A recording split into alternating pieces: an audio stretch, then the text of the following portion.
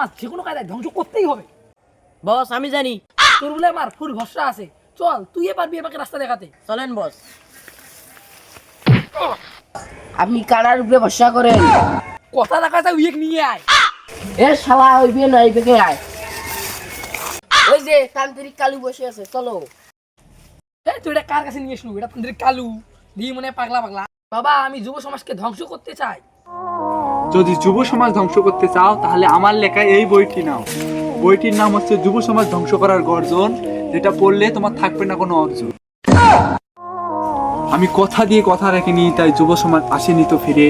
আমি যুব সমাজ ধ্বংস করার গল্প লিখেছি সারাটি জীবন ধরে।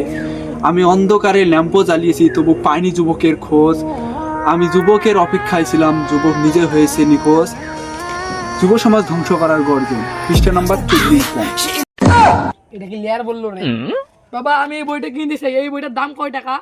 এই বইটির দাম 1000 টাকা। কি এই বইয়ের দাম 1000 টাকা? এই বইয়ের মধ্যে কি এমনটা আছে? এই বই আমি নিজের হাতে লিখেছি। দেখি এই বইয়ের মধ্যে কি আছে। আপনার হাতের লেখা এত খারাপ?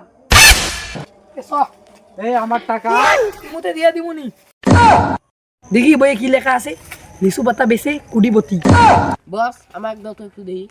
60 বেচে ভাইরাল। সেই বিষয়ে বইটা কিনলাম, সেই বিষয়ে টপিক দেখি পরের বিষয়ে কি পাইছি। গাঞ্জা খাওয়ার আলো নিবেতে পেরেছে ইভেন কয়জন? সবই তো গাঞ্জা খাওয়ারই গর্জন। 5 টাকার গাঞ্জা কিনে যুব সমাজকে আমি করে দিতে চাই ধ্বংস। যুব সমাজ ধ্বংস করার গর্জন, পৃষ্ঠা নাম্বার 44। বস ওই 300 জন চারা বসে, চলো যা ট্রাই করি। চলো। তোমরা সবাই কি রাজা হতে চাও? তাহলে আমার দাও এই মশলাটা খাও। रुको जरा सबर करो।